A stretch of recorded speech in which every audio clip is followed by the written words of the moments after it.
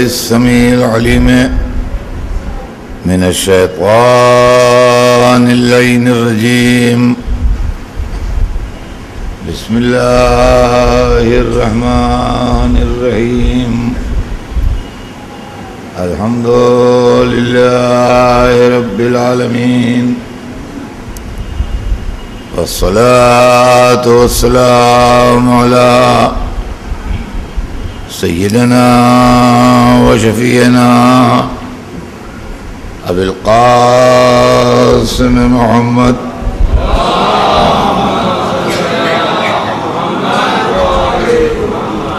وآل الطيبين الطاهرين المعصومين، ولعنة الله على أعدائهم أجمعين من يومنا هذا إلى يوم الدين.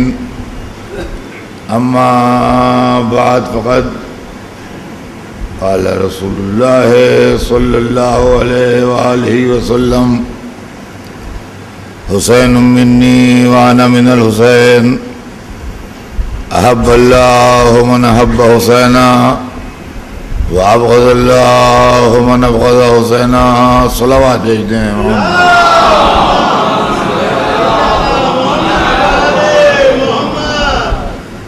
ارشاد اقدس سرور کائنات ہے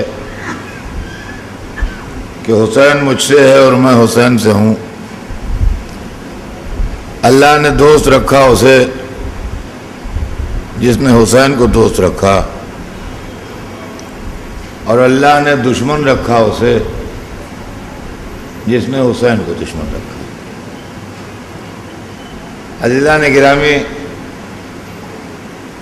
ادھر مسلسل جو تاریخیں ہیں وہ مسرت کی ہیں اور خوشی کی تاریخیں ہیں. کل کی شب ولادت سید الشہداء تھی. آج کی شب ولادت حضرت عباس کے طور پر منائی جاتی ہے.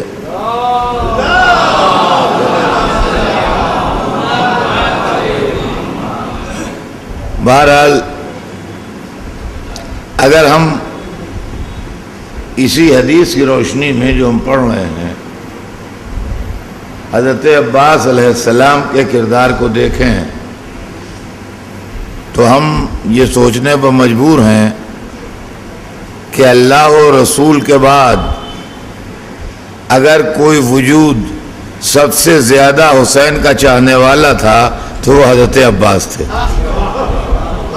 لہذا اب اس حدیث کی روشنی میں کہ اللہ نے دوست رکھا اس کو جس نے حسین کو دوست رکھا، عباس نگاہ الہی میں کتنے پیارے ہوں گے. صلوات بھیجتے ہیں محمد.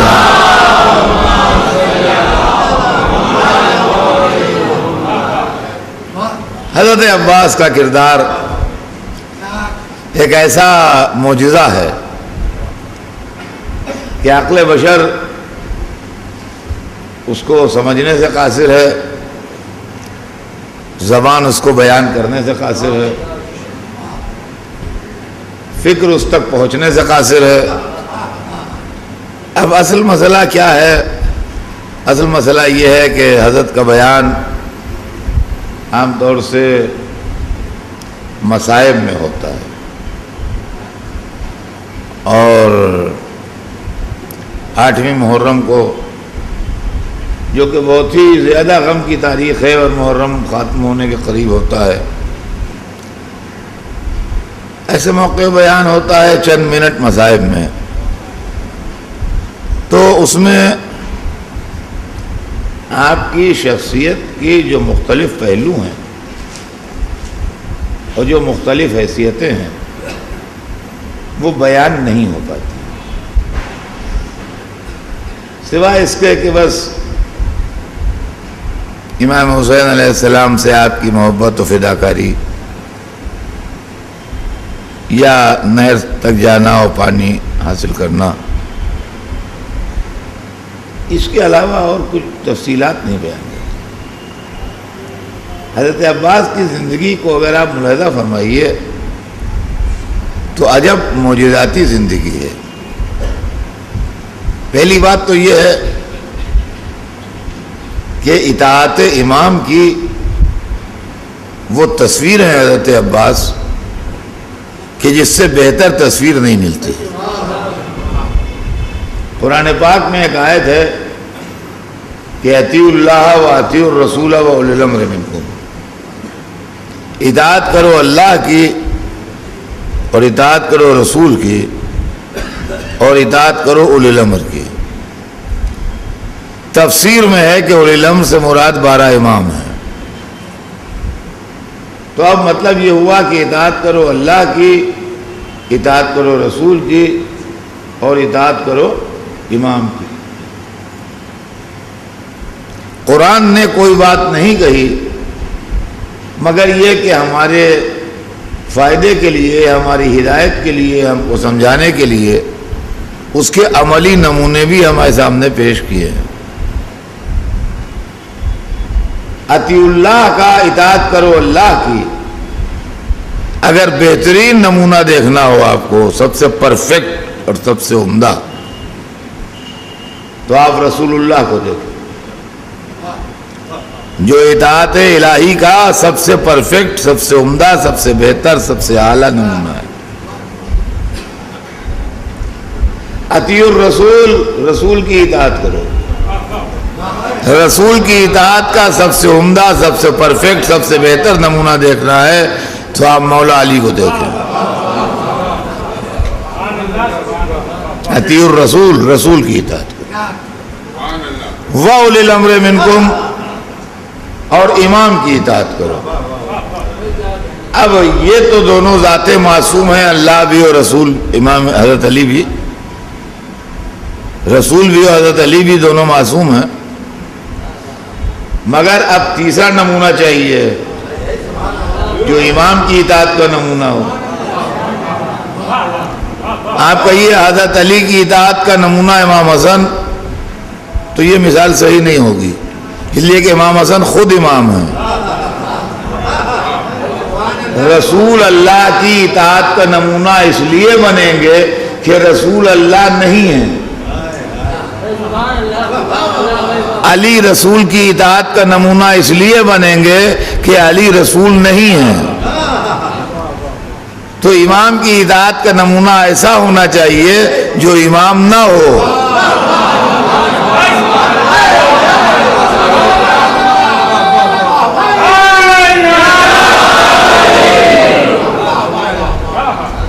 امام کی اطاعت کا نمونہ ایسا ہونا چاہیے جو خود امام نہ ہو، اس لیے کہ اللہ کی اطاعت کا نمونہ وہ ہے جو اللہ نہیں ہے، رسول کی اطاعت کا نمونہ وہ ہے جو رسول نہیں ہے۔ تو امام کی اطاعت کا نمونہ وہ ہو جو امام نہ ہو۔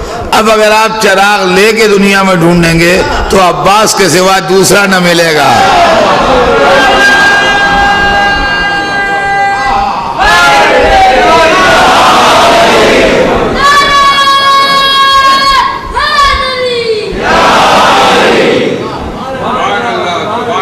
یہ منزل ہے عزیزان گرامی، اطیعوا اللہ و اطیعوا الرسول و اولی الامر منکم۔ اور پھر اطاعت میں شان وہی ہے جو رسول و آل رسول کی اطاعت میں شان ہے۔ ان کی اطاعت کی شان قرآن نے بیان کی ہے کہ وَمَا تَشَاءُونَ إِلَّا أَن يَشَاءَ اللَّهُ، آپ چاہتے ہی نہیں مگر وہی جو خدا چاہتا ہے۔ دیکھیے قرآن کی بلاغت غور کیجئے۔ ہم لوگ چونکہ قرآن پڑھنے میں ایک کمپٹیشن یہ ہے کہ کون تیز پڑھتا ہے، یہ بڑی مصیبت ہے قرآن کے اوپر کہ جلدی پڑھنے میں مقابلہ ہے، جبکہ قرآن ایسی کتاب ہے کہ دیر میں پڑھیے، سمجھ کے پڑھیے، ایک ایک لفظ پر غور کر کے پڑھیے۔ روانی اور تیزی سے پڑھنے میں بات سمجھ میں نہیں آتی ہے۔ تو ایک ہے آدمی کا چاہنا اور عمل کی منزل اس کے بعد ہے۔ ہر عمل سے پہلے آپ چاہتے ہیں، اس کے بعد عمل ہے۔ پہلے ارادہ ہے پھر عمل ہے. جتنے یہاں محفل میں آئے ہیں پہلے سوچا ہوگا محفل میں چلیں گے، پھر اٹھ کے گھر سے چلے، یا کہیں جا رہے ہیں تو وہاں سے راستہ بدلا کہ بھائی مغل مسجد میں اس وقت محفل ہوگی چلو. تو سوچنا پہلے ہے، عمل بعد میں ہے. اہل بیت کے عمل کی بات نہیں ہو رہی ہے. وما تشاؤون، آپ چاہتے ہی نہیں، یعنی فکر اللہ کی مرضی سے مطابق ہے. عمل کی کیا بات ہے؟ عمل تو بعد میں ہوتا ہے. آپ چاہتے ہی نہیں، فکر ہی نہیں کوئی، میں وہی جو اللہ چاہتا ہے. یہی مولا عباس کی شان ہے. ذرا سی آیت کو بدل کے میں انہی الفاظ کو دوبارہ ریپیٹ کر دوں کہ مولا عباس آپ تو چاہتے ہی نہیں مگر وہی جو امام چاہتے ہیں. اس لیے کہ حسین کو کہیں عباس کو منع کرنے کی ضرورت نہیں ہے، بلکہ حسین کے چشم و ابرو دیکھ کے عمل ہو رہا ہے. صلوات بھیجتے ہیں محمد.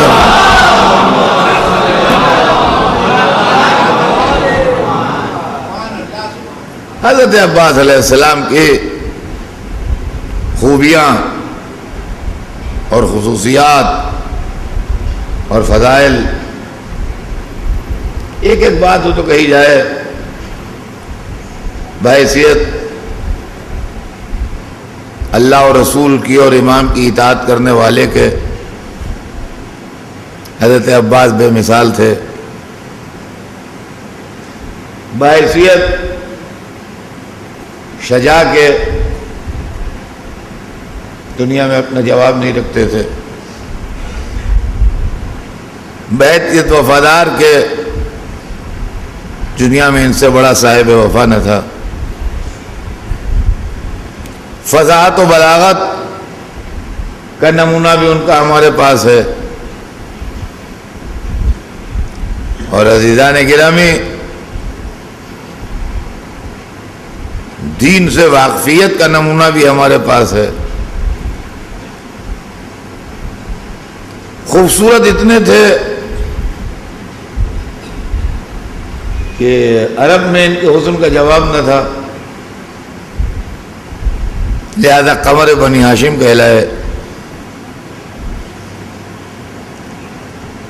سب سے بڑی خصوصیت و عزت یہ تھی کہ وہ علی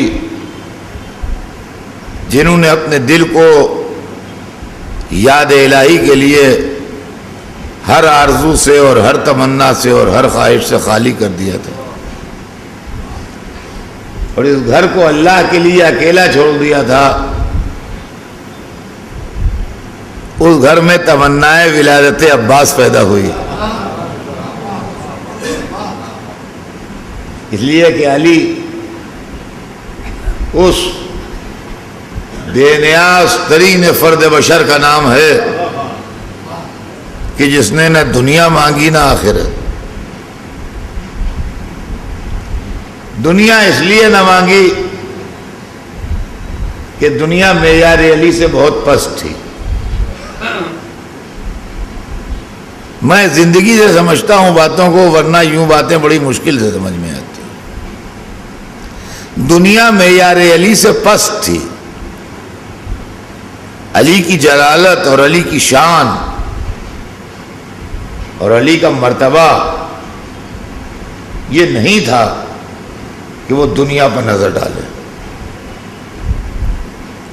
اب آئیے میں آپ کو ایک مثال دے دوں کہ ہماری جان جاتی ہے دنیا پر اور علی نے ٹھوکر ماری دنیا پر. یہ کیسے ہوتا ہے؟ یہ فکر کی کمی زیادتی کی بنیاد پر ہے. دیکھیے اس کا فلسفہ غور کیجئے کیا ہے. میں آپ کو زندگی سے مثال دوں گا. ہماری جان جاتی ہے دنیا پر، یہ باغ مل جائے، یہ بلڈنگ ہمارے نام ہو جائے، یہ زمین ہمیں مل جائے، یہ دھندا ہمارے قبضے میں آ جائے. اس کے لیے لڑائی بھڑائی، دشمنی، دوستی، عزیزوں سے جھگڑے، دوستوں سے دغا بازی سبھی کچھ ہوتا ہے، قتل و خون، غارت گری، حکومت کے لیے گلے کٹنا، لشکر جانا، سب ہوتا ہے۔ علی نے بار بار ٹھوکر ماری، کہا غری غیری، میرے علاوہ دوسرے کو دھوکہ دے، مجھے کیا دھوکہ دے۔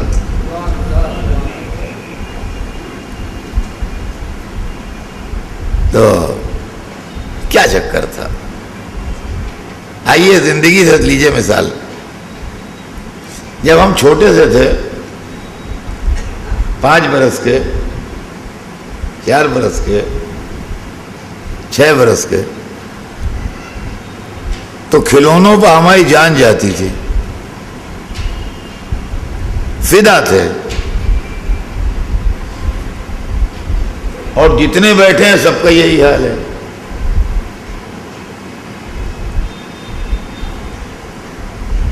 اب تو شاید کوئی آدمی اس میں زندہ نہ بچا ہو،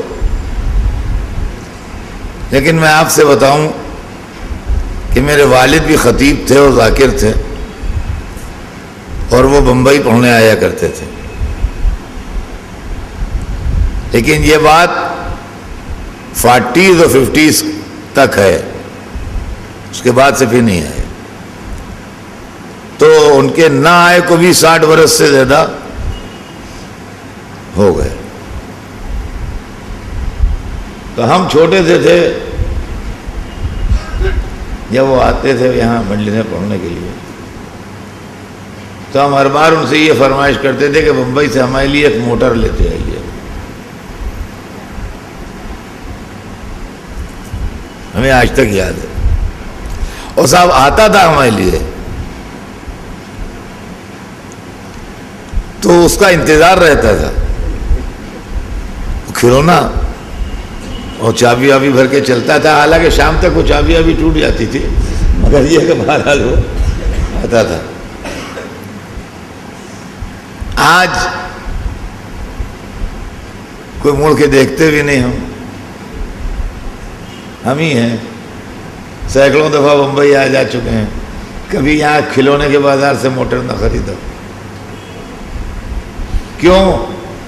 اس لیے کہ ہماری فکر، ہمارا سن، ہماری بزرگی کو زیب نہیں دیتا کہ ہم کھلونے خریدیں۔ یہ بچپنے کی فکر ہوتی ہے جب آدمی کھلونے پسند کرتا ہے، جوانی اور بڑھاپے کی فکر نہیں ہے کھلونے پسند کرنا۔ عزیزان گرامی، یہ انسان کی فکر ابھی بچہ ہے جو حکومت و دولت پسند کرتی ہے۔ علی کی فکر حکومت کو ٹھوکر مارتی تھی۔ صلوات بھیج دیں محمد۔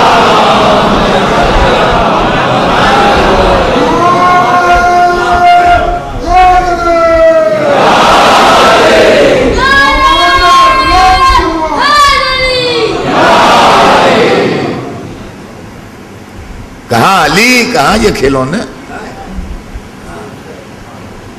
تو علی نے دنیا اس لیے نہیں مانگی کہ معیار علی سے بہت پست تھی،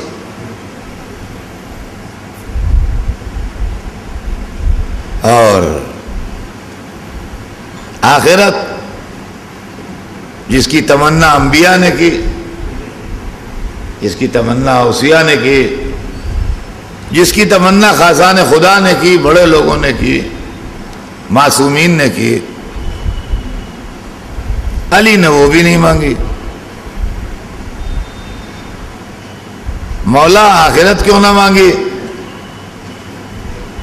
کہا مانگی وہ شے جاتی ہے جو پرچیزنگ پاور سے باہر ہو، قوت خرید سے جو باہر ہو، جو ہم حاصل نہ کر سکیں وہ مانگ کے لیں۔ پوری آخرت تو ہماری پرچیزنگ پاور کے اندر ہے، مانگیں کیا؟ ولایت چاہیے ہے، انگوٹھی کے بدلے خرید لی۔ جنت چاہیے ہے، روٹیوں کے بدلے خرید لی۔ رضا چاہیے ہے، نفس کے بدلے خرید لی۔ مانگنے کیا سوال ہے؟ تو جس نے نہ دنیا مانگی نہ آخرت مانگی، اس نے ایک بیٹا مانگا۔ صلوات بھیج دیں محمد۔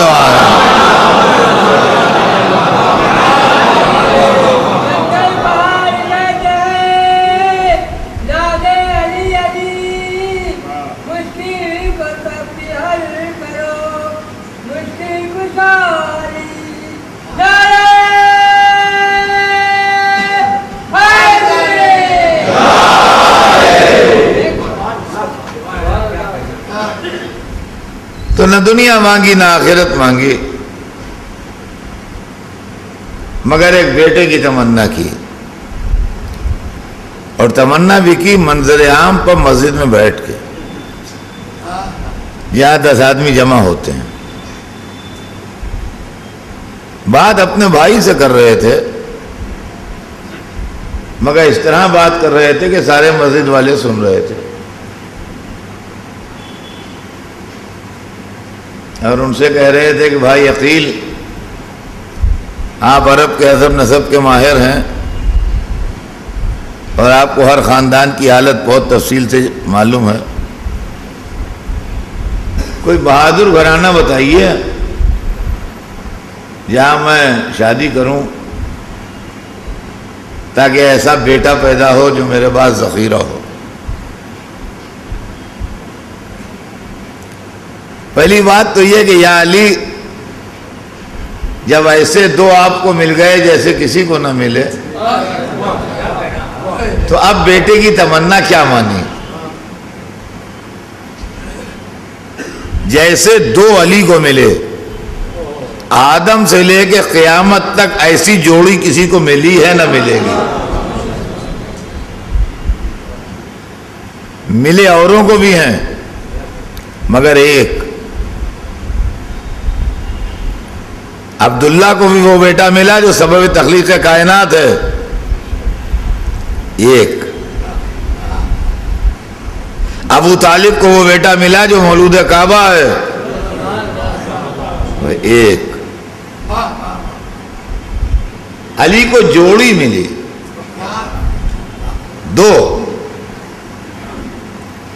دونوں بے مثال، دونوں لاجواب، دونوں سوارے دوش رسول، دونوں کے لیے جنت سے کپڑے آئے، دونوں کے لیے کھانے آئے، دونوں کے لیے رسول مرکب بنے، دونوں مباہلے میں گئے، دونوں چادر تطہیر میں آئے، دونوں جنت کے سردار بنے۔ ایسی برابر کی جوڑی تو چشم فلک نے دیکھی ہی نہیں۔ اب اس سے بہتر تو ملیں گے نہیں۔ اگر آپ چاہتے ہو اس سے بہتر مل جائے تو ان دو سے بہتر تو اب ملنے سے رہا۔ کیا ابھی بیٹوں سے دل نہیں بھرا جو تمنا کر رہے ہیں؟ ممکن ہے جواب دیں اس کا احسان جس نے مجھے بیٹے دیے، مگر جس نے مجھے دیے تھے روز مباہلہ مجھ سے لے کے محمد کو دے دیا۔ اب وہ تو محمد کے بیٹے ہیں، میرا بیٹا کہاں ہے؟ لہذا ایک بیٹا میرا بھی ہونا چاہیے۔ تو علی نے تمنا کی۔ ظاہر ہے کہ جس کو کبھی کوئی تمنا نہ کی ہو، زندگی میں پہلی و آخری تمنا اگر کرے تو اللہ کیا کچھ نہ دے دے۔ اس نے جناب چاند سا بیٹا دیا، اور یہ ہماری اردو زبان ہے، ان میں محاورتاً کہتے ہیں کہ چاند سا بیٹا ملا، یا دعا دیتے ہیں کہتے ہیں اللہ چاند سا بیٹا دے، دونوں طرح لفظ استعمال ہوتا ہے۔ لیکن بھیا کسی کا بیٹا چاند سا ہوتا نہیں ہے۔ چاند چاند ہے اور بیٹا بیٹا ہے، لیکن علی کو ملا چاند سا بیٹا جو بنی ہاشم کا چاند کہلایا۔ اور پھر اس چاند کو اس چاند سے کمپیئر کر کے نہ دیکھیے، اس لیے کہ یہ چاند اس وقت چمکتا ہے جب سورج نہ ہو، اور علی کو جو چاند ملا وہ سورج کے سامنے چمکتا ہے۔ آواز بھیج دیں محمد۔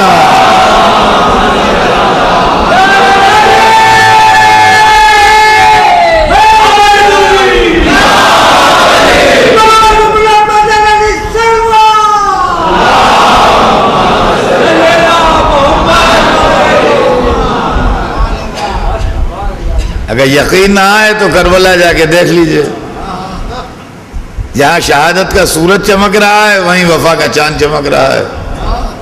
ایک ہی آسمان پر ایک ہی وقت میں دونوں چمک رہے ہیں. یہ ہے عزیزان گرامی اللہ نے بیٹا دیا حضرت عباس جیسا. حضرت عباس خوبصورتی میں اپنی مثال آپ. بنی ہاشم بہت خوبصورت لوگ تھے. جیسے بعض خاندان ہوتے ہیں کہ ہر آدمی اس میں خوبصورت ہوتا ہے. خوبصورتوں کو بھی خاندان ہوتے ہیں, بدصورتوں کو بھی خاندان ہوتے ہیں, دونوں طرح کے خاندان ہوتے ہیں. تو ایسے لوگ ہیں جس میں جو آدمی ہے وہ خوبصورت ہے, اور ایسے بھی ہوتے ہیں کہ جو ہے اس کو دیکھ کے دوبارہ دیکھنے کو دل نہ چاہے. تو بنی ہاشم جو تھے وہ خوبصورت لوگ تھے. اور عبد مناف جن کے بیٹے تھے ہاشم, وہ قریش کا تارا کہلاتے تھے. اتنے خوبصورت آدمی تھے. ان کے بیٹے ہاشم کے لیے مشہور ہے کہ آپ اپنے باپ سے زیادہ خوبصورت, اپنے باپ سے زیادہ شاندار اور اپنے باپ سے زیادہ حسین آدمی تھے ہاشم. یہ خاندان چل رہا ہے آگے. ہاشم کے بیٹے تھے عبد المطلب. عبد المطلب کا نام تھا بیضۃ البلد, ایک نام تھا, خطاب تھا. نام کیا؟ نام تو شیبہ تھا مگر بیضۃ البلد کہلاتے تھے. بیضۃ البلد مانے شہر کی چمک, شہر کی روشنی.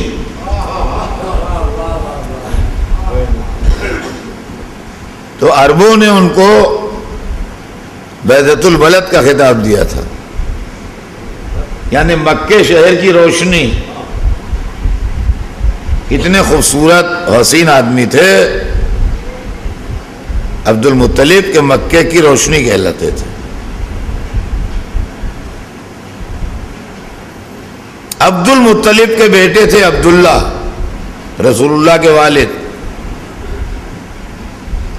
عبداللہ کے متعلق آپ تاریخ پڑھیے تو آپ کو عجیب و غریب واقعات ملیں گے. عبداللہ کے حسن کا یہ عالم تھا کہ 4-5 ملک ہیں اب.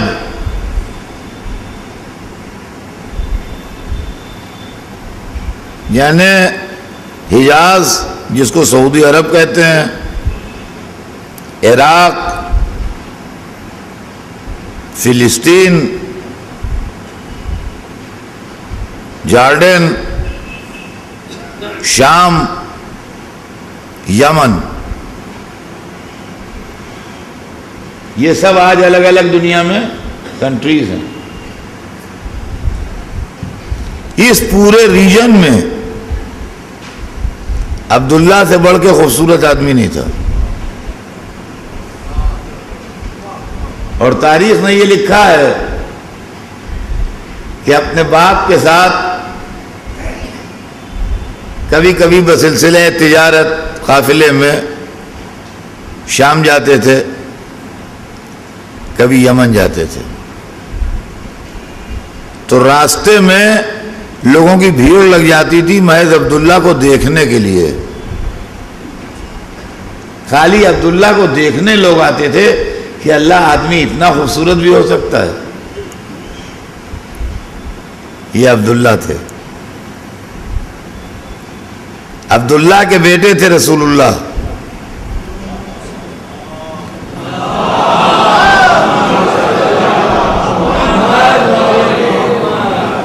جن کے متعلق یہ لکھا ہے کہ صرف رسول ہی نہیں تھے,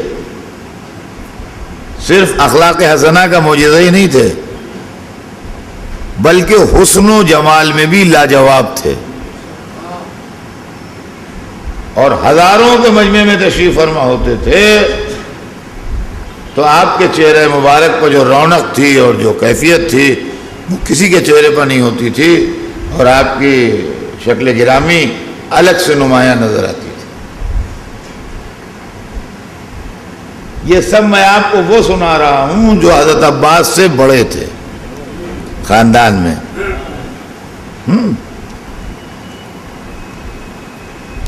حضرت علی کی کردار کشی ہوئی ہے اور بنی امیہ کے مورخین نے اپنی بدماشی میں اور ایمان فروشی میں جو تاریخ میں علی کی تصویر بنا کے پیش کی ہے وہ ایک بدصورت آدمی کی تصویر ہے.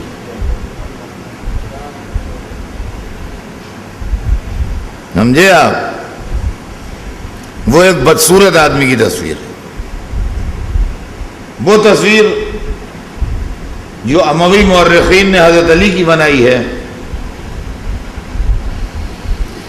اس کے اندر ٹیکنیکل بہت بڑا فن استعمال کیا گیا ہے. سمجھے آپ؟ وہ میں ابھی صاحب آپ کو ایکسپلین کروں گا. یہ میں کبھی کبھی پڑھتا ہوں تاکہ میرے بچوں کے کانوں میں یہ باتیں پڑی رہیں. مورخین بنی امیہ نے جو حضرت علی کی تصویر پیش کی ہے وہ ایک بدصورت و بھدے آدمی کی تصویر ہے. وہ تصویر یہ ہے کہ گنجا سر تھا، بال نہیں تھے سر پر، بڑا سا پیٹ تھا، پتلی پتلی پنڈلیاں تھیں. یہ تھے علی. تو یہ تصویر کوئی خوبصورت تصویر نہیں ہے. اب سنیے اس کے اندر کام کیا دکھایا گیا ہے. جس کے سر پر بال نہ ہو، عربی میں اس کے لیے لفظ ہے بیض المفرق. یاد تو نہیں رہے گا مگر ریکارڈ ہو رہا ہے. جس کے سر پر بال نہ ہو، گنجا آدمی ہو، اس کے لیے عربی میں لفظ ہے بیض المفرق. اور یہی لفظ عربی میں اس شخص کے لیے استعمال ہوتا ہے جو میدان جنگ کا بہت پکا ہو.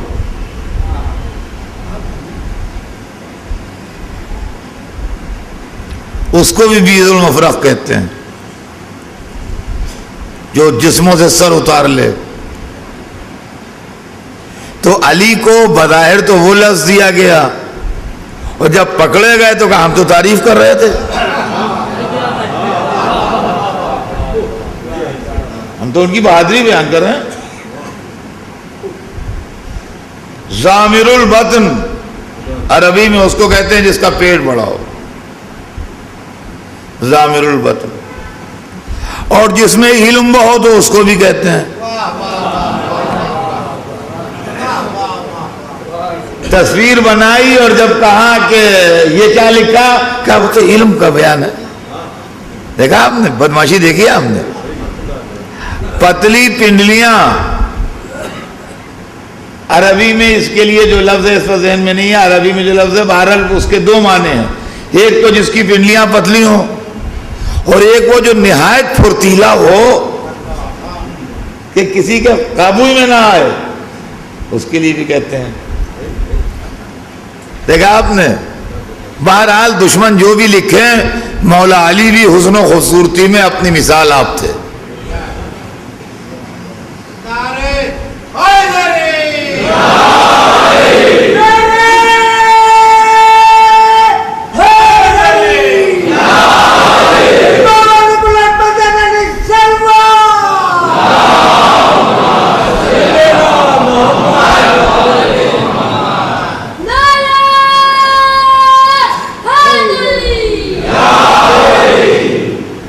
اس کے بعد علی کے بیٹے امام حسن، مدینے میں ایک شخص آیا، اس نے کہا مجھے قریش کے دو آدمیوں سے ملاؤ.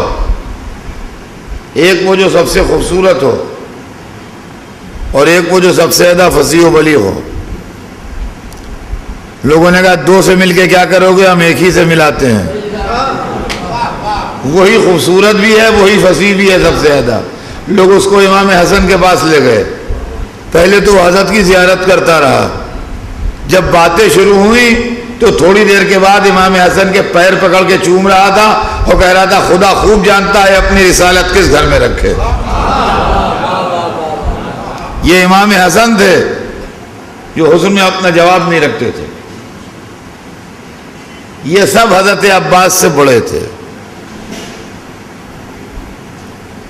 جی, خاندان جو خوبصورتوں کا ہوتا ہے اس میں بڑے بھی خوبصورت ہوتے ہیں, چھوٹے بھی خوبصورت ہوتے ہیں.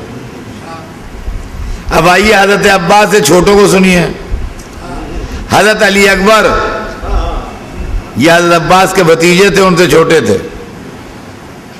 کہتے ہیں تصویر رسالت تھے. تو اگر رسول حضور میں بے مثال تھے تو علی اکبر بھی بے مثال ہوں گے. ان سے چھوٹے حضرت قاسم تھے. حضرت قاسم کے لیے دشمنوں کی روایت یہ ہے کہ جب حسین کی طرف سے لڑنے نکلے تو معلوم ہے جیسے چاند کا ٹکڑا نکل آیا. جس کو دشمن کی نظر چاند کہہ رہی ہو کتنا حسین ہوگا. ایسے خاندان میں پیدا ہو کے عباس نے چاند کا خطاب لیا. اب سوچئے کتنے حسین تھے. صلوات بھیجتے ہیں.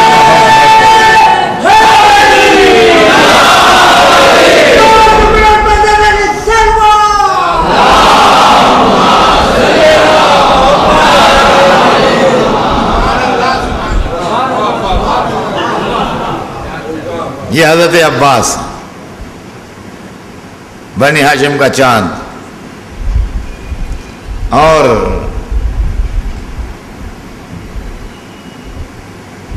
ان کی خوبی ہے اور ان کی خصوصیت یہ ہے کہ 3 اماموں کی گودیوں میں پلے اور 2 اماموں کو گودیوں میں پالا. پہلے, دوسرے, تیسرے امام کی گودی میں پلے, چوتھے اور 5ویں کو گود میں پالا. یہ ہے حضرت عباس. یہ ہے حضرت عباس. اور پھر عزیزان گرامی, جتنا زیادہ اطاعت حسین کی اور جتنا زیادہ آل رسول پر فدا رہے, یوں تو ہم ان کو مولا بھی کہتے ہیں, آقا بھی کہتے ہیں, محافظ حرم بھی کہتے ہیں, سقا بھی کہتے ہیں, بہت سے القاب ہیں اور بہت سے نام ہیں. علمدار بھی کہتے ہیں, تم نام. اور نام نامی عباس ہے, لقب ابو الفضل ہے. لیکن خود ان سے پوچھئے کہ وہ اپنے کو کیا کہتے ہیں. یہ سب تو ہم سب کہتے ہیں, لیکن عباس اپنے کو بھی کچھ کہتے ہیں. تو جب عباس سے پوچھا تو کہتے ہیں میں حسین کا غلام ہوں, عبد حسین ہوں, حسین کا عبد ہوں, حسین کا غلام ہوں. دیکھیے اللہ کی سرکار میں سر جھکا کے چلنا اس کو پسند ہے اور سر اٹھا کے چلنا اس کو پسند نہیں. مٹی کے بنے انسان کو غرور زیبا نہیں ہے. جتنا جھکتا جائے گا اللہ اسے بلند کرتا جائے گا, اور جتنا اکڑتا جائے گا اتنا پستی کا منہ دیکھے گا. عباس ساری فضیلتوں کے باوجود کبھی یہ نہ کہا کہ میں حسین کا بھائی ہوں. جب کہا یہ کہا میں حسین کا عبد ہوں. ادھر ہی اپنے کو عبد کہتے رہے, ادھر خدا انہیں بلند کرتا رہا. آج عبدیت عباس کی خوبی یہ ہے کہ اماموں کی بات جانے دیجئے, 12 امام وہ بالکل الگ ہیں، 14 معصوم، وہ کیٹیگری الگ ہے. لیکن 14 معصوموں کے بعد سب سے زیادہ جس کی عزت کی جاتی ہے امام زادوں میں وہ جناب عباس ہیں. ہم اور امام زادوں کے یہاں بھی جاتے ہیں، ایران میں، عراق میں اور جگہوں پر روزے ہیں، اماموں کے صاحبزادے ہیں، باقاعدہ ایران وغیرہ میں ذریعہ ہیں، وہاں جا کے نماز پڑھتے ہیں، زیارت کرتے ہیں، بوسہ دیتے ہیں، دعا مانگتے ہیں. لیکن جو شان حرم عباس کی ہے اور جس طرح والہانہ پروانہ وار ظاہر جاتا ہے، یہ آپ جانتے ہیں کیا اثر ہے؟ یہ وہی ابدیت حسین کا اثر ہے کہ میں عبد ہوں. اللہ کو انکسار پسند ہے. عباس نے ہمیشہ انکسار کیا، میں عبد ہوں. اور آپ جانتے ہیں ابدیت کیا ہے؟ میں آپ کو ابدیت کی منزل سنا دوں خالی سے آپ کو اندازہ ہو جائے کہ منزل ابدیت کیا ہے. اللہ جب اپنے حبیب کو مرسل اعظم کا خطاب دے چکا اور تاج رسالت عظمیٰ ان کے سر پر رکھ چکا تو ارشاد ہوا کہ میرے حبیب ابھی دریائے سخاوت کا جوش کم نہیں ہوا ہے، ہم تمہارے ایک تمغہ اور لگانا چاہتے ہیں، مگر اس کی شرط یہ ہے کہ ہم 2 چیزیں بھیجیں گے، ایک رکھ لینا، ایک واپس کر دینا. اس وحی کے بعد تھوڑی دیر میں جبرائیل نازل ہوئے،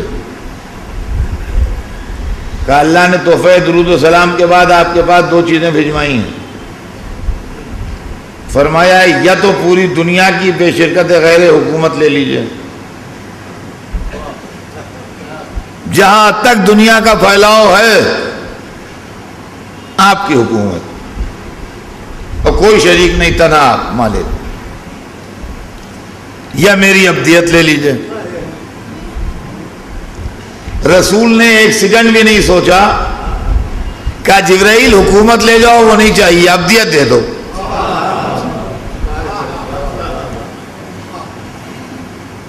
چنانچہ ابدیت کا تمغہ آویزہ کر دیا گیا. اب یہ ابدیت محمد اتنی بلند ہوئی کہ جب مسلمان نماز پڑھتا ہے تو رسالت سے پہلے ابدیت کا ذکر آتا ہے، وَأَشْهَدُ أَنَّ مُحَمَّدًا عَبْدُهُ وَرَسُولُهُ. معلوم ہے رسالت سے جو مقدم ہو گئی وہ ابدیت ہے. پڑھتے ہیں، نماز ہماری بنائی ہوئی نہیں ہے کہ جو لفظ چاہ پہلے رکھ دیا، جو لفظ چاہ بعد میں رکھ دیا. چاہے عبدہ ورسولہ کہیے، چاہے رسولہ عبدہ کہیے، نماز اللہ کی بنائی ہوئی. ہم عالموں سے مسئلہ پوچھئے، وَأَشْهَدُ أَنَّ مُحَمَّدًا عَبْدُهُ وَرَسُولُهُ کے بدلے رسولہ عبدہ کہتے ہیں ہم، کیا ہو گئی نماز؟ ہم کہا نہیں، وہ ٹھیک نہیں رہے گی، غلط ہو جائے گی. جیسے ہے ویسے پڑھیے. عبدہ ورسولہ ہے تو عبدہ ورسولہ کہیے. رسولہ عبدہ کہنے والے آپ کون؟ تو ابدیت کا ذکر پہلے ہے، رسالت کا ذکر بعد میں ہے. اور عزیزان گرامی ایک بات اور بھی غور کیجیے گا کہ 1,24,000 پیغمبروں میں آدم سے لے کے سرکار دو عالم تک سب نبی معصوم ہیں، سب اللہ کے بنائے میں ہیں، سب پاکیزہ ہیں، سب بہت خوب ہیں، سب بڑے مرتبے والے ہیں، بڑی عزت والے ہیں، سب کچھ سب ٹھیک ہے. لیکن 1,24,000 میں صاحب معراج ایک ہے. نہ آدم کو معراج ہوئی، نہ نوح کو. نہ ابراہیم کو معراج ہوئی، نہ موسیٰ کو، نہ عیسیٰ کو۔ صاحب معراج نبی ایک ہے جس کو معراج ہوئی ہے، قرآن میں اس کے لیے آیت ہے، قرآن میں حضور کے دونوں نام بیان ہوئے ہیں، محمد کا لفظ بھی قرآن میں ہے، احمد کا لفظ بھی قرآن میں ہے۔ قرآن نے آپ کو یا ایھا الرسول بھی کہا ہے، یا ایھا النبی بھی کہا ہے، دونوں لفظ قرآن میں۔ پھر اس کے علاوہ القاب ہیں، طٰہٰ، یاسین، مزمل، مدثر، یہ سب خطاب ہیں رسول کے جو قرآن میں بیان ہوئے ہیں۔ لیکن جب معراج کی آیت آئی تو نہ یہ کہا کہ میں محمد کو لے گیا، نہ کہا میں احمد کو لے گیا، نہ میں کہا رسول کو لے گیا، نہ کہا نبی کو لے گیا، نہ کہا مزمل کو لے گیا، نہ کہا مدثر کو لے گیا، نہ کہا طٰہٰ کو لے گیا، نہ کہا یاسین کو لے گیا۔ سبحان الذی اسریٰ بعبدہ، پاک ہے وہ جو اپنے عبد کو لے گیا۔ معلومہ معراج ہوتی ہے عبدیت کو۔ صلوات بر محمد۔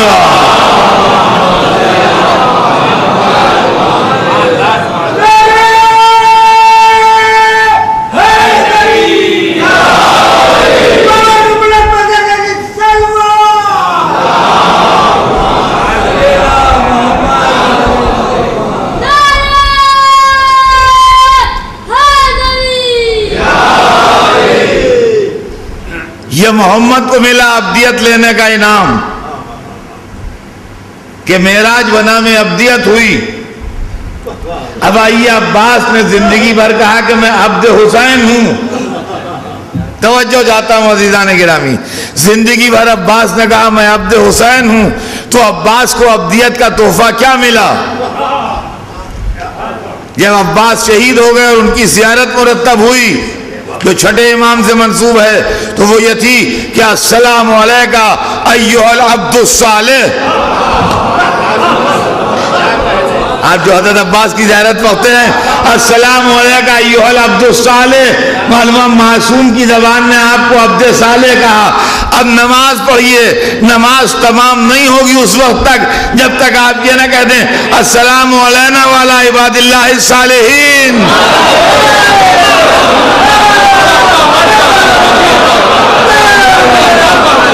معلومات دنیا میں کسی فرقے کا کوئی نماز پڑھے عباس کو سلام کیے بغیر نماز مکمل نہیں۔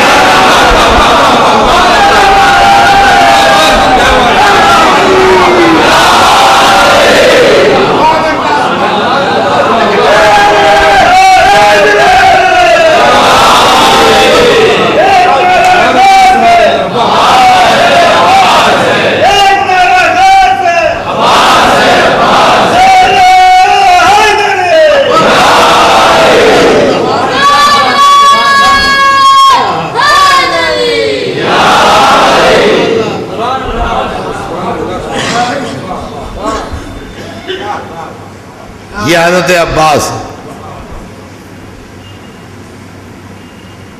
جو جن کو ہر نماز میں سلام ہو رہا ہے، یہ ہے اعجاز عبدیت اور یہ ہے انعام عبدیت۔ اب آئیے، عباس کے دہن میں وہی زبان ہے جو علی کی زبان ہے۔ عباس کی فصاحت و بلاغت، عباس کی فصاحت و بلاغت، مولا عباس کو بولنے کے موقع نہیں ملے، اس لیے کہ حسین ساتھ تھے۔ بڑا بولتا ہے، بڑے کے آگے چھوٹے کا بولنا ٹھیک نہیں ہے۔ امام موجود ہیں، امام گفتگو کریں گے۔ حضرت عباس کے خطبے، ان کی تقریریں تاریخ میں ہمیں نہیں ملتی۔ ایک لائن ملتی ہے،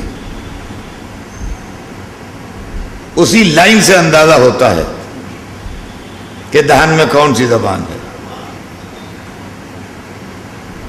عاشور کی رات ہے، فوج دشمن میں جنگ کا نقشہ بن رہا ہے، وار اسٹریٹجی مرتب ہو رہی ہے، ہر نقشہ اور ہر اسٹریٹجی فیل ہو جاتی ہے اس جملے پر آ کے کہ مگر ادھر عباس بھی تو ہیں،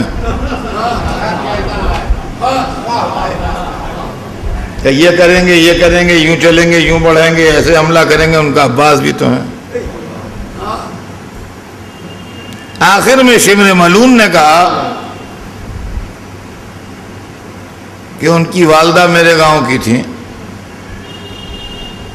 اس رشتے سے میں امان لے کے جاتا ہوں، امید تو نہیں ہے مگر شاید یہ جادو چل جائے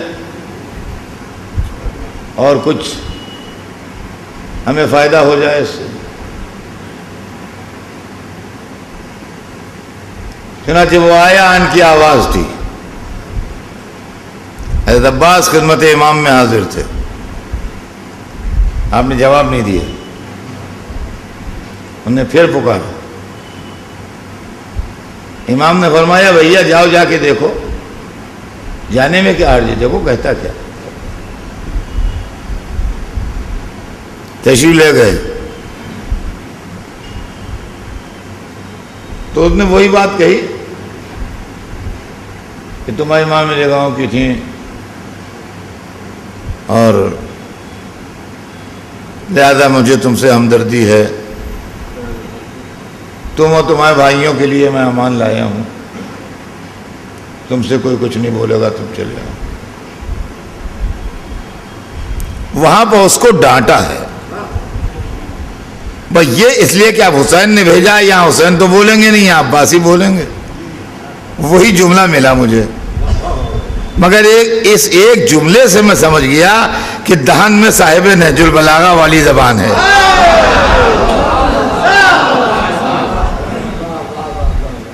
اس لیے کہ عام طور سے مجلسوں میں پڑھا جاتا ہے، اس کو ڈانٹ کے بھگا دیا۔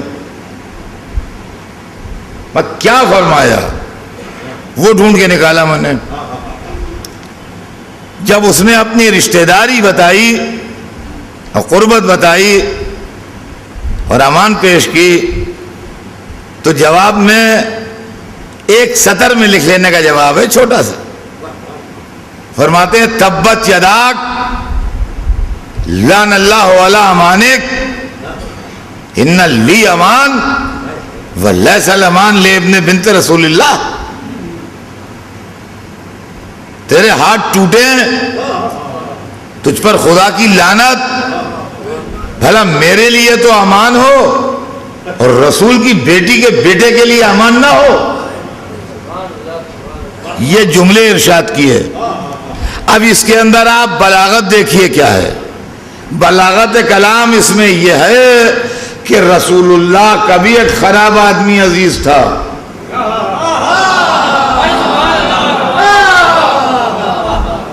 ابو لہب رسول کا چچا تھا اور رسول سے رشتہ داری تھی، مگر نظریات اور مذہب الگ الگ تھے، تو قرآن کی قینچی نے رسول و ابو لہب کی عزیزداری کاٹی ہے۔ تو جن لفظوں سے قرآن نے رسول و ابو لہب کا رشتہ کاٹا وہ یہ کہ تبت یدا ابی لہب و تب، ابو لہب کے ہاتھ ٹوٹے ہوں وہ تو ٹوٹ گئے۔ عباس نے وہی جملہ ریپیٹ کر کے بتا دیا کہ جیسے ابو لہب محمد کا رشتہ دار نہیں ہو سکتا ویسے تو میرا رشتہ دار نہیں۔ صلوات بھیجنے محمد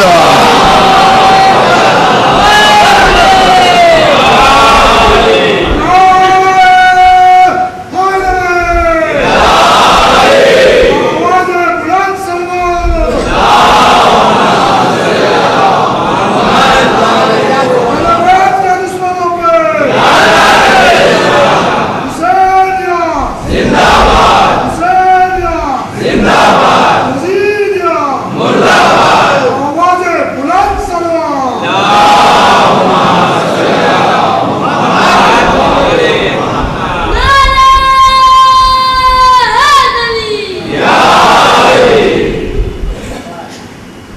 عزیزان گرامی، کہاں تک آپ کی خدمت میں عرض کروں، جہاں تک حضرت عباس کے دین کا سوال ہے، جیسے قرآن نقطے میں ہے، ویسے عباس نے پورے دین کو ایک چلو میں لے کے دکھا دیا۔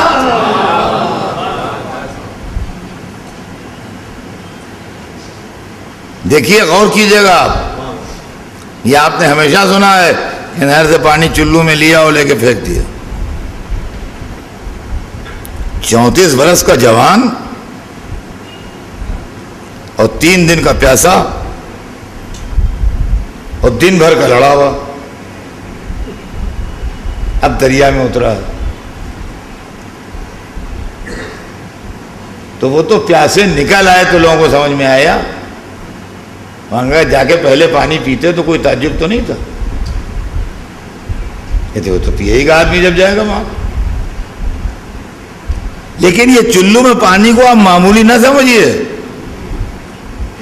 شاعرانہ تخیل نہیں ہے، مذہب نام ہے انسان کے اپنے اوپر کنٹرول کا۔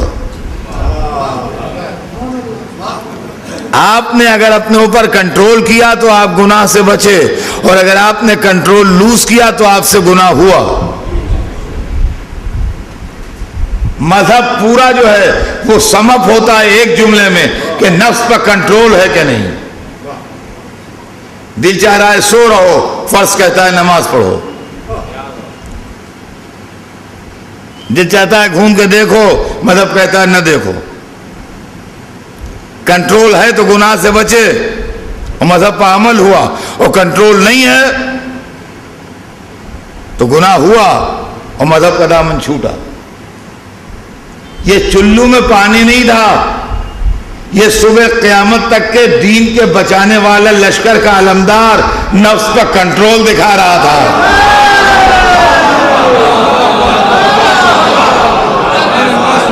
یہ ہے پورا مذہب جو ایک چلو میں سمٹا ہوا ہے۔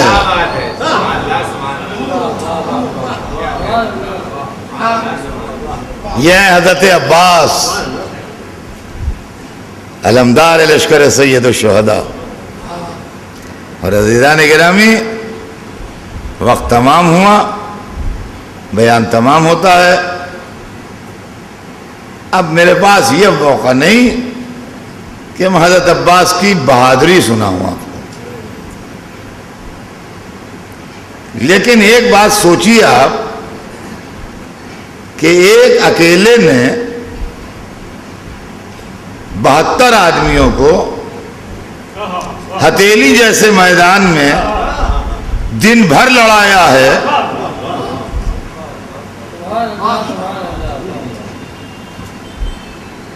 سوچئے یہ کیسے ممکن ہے،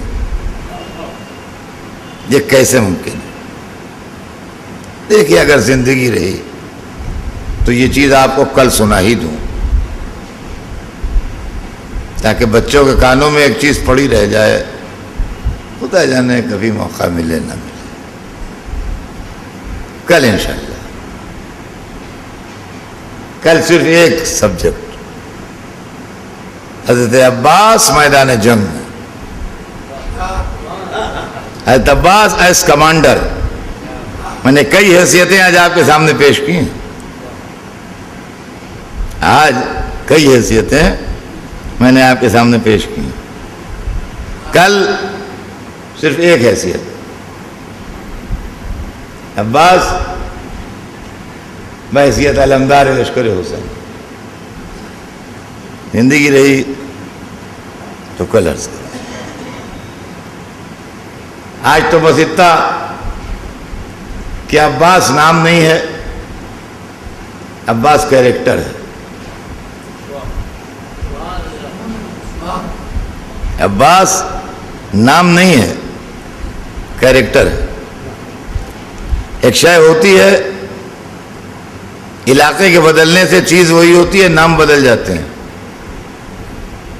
چیز ایک ہی ہوتی ہے، علاقے سے بھی نام بدل جاتے ہیں۔ بمبئی میں جس چیز کو پانی کہتے ہیں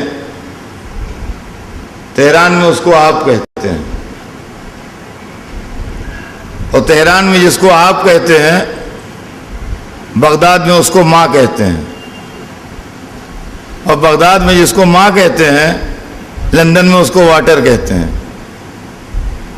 چیز وہی ہے، جو واٹر ہے وہی ماں ہے، وہی آب ہے، وہی پانی ہے، فنکشن بھی وہی ہے، سب کچھ وہی ہے، مگر زبانیں چونکہ بدل جاتی ہیں، یہاں اردو ہندی زبان چلتی ہے تو یہاں پانی کہتے ہیں، وہاں فارسی چلتی ہے تو وہاں آپ کہتے ہیں، وہاں عربی چلتی ہے تو ماں کہتے ہیں، وہاں انگریزی چلتی ہے تو واٹر کہتے ہیں، نام بدل جاتے ہیں۔ علاقے بدلنے سے نام بدلتے ہیں، ورنہ چیز وہی ہے۔ عزیزان گرامی، ایک کردار ہے دین سے وفاداری اور خدمت اسلام۔ مکے میں ہوتا ہے تو اس کو ابو طالب کہتے ہیں، مدینے میں ہوتا ہے تو اس کو علی کہتے ہیں، کربلا میں ہوتا ہے تو اس کو عباس کہتے ہیں۔ صلوات بھیج دیں محمد۔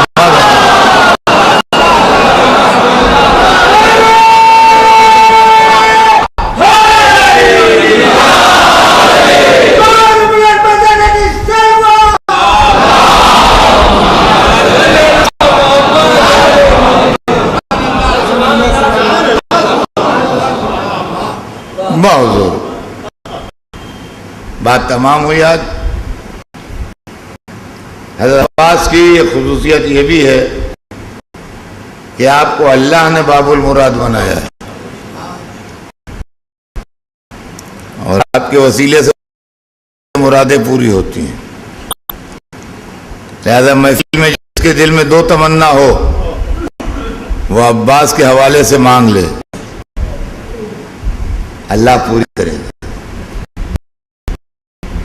باب المراد کے ذریعے اپنی مرادیں مانگ لیجئے، جو بھی ہوں آپ کی مرادیں، جو بھی آپ کی تمنا ہو، جو بھی خواہش مانگ لیجئے ایک دفعہ۔ پالنے والے تجھے حضرت عباس علمدار کا واسطہ۔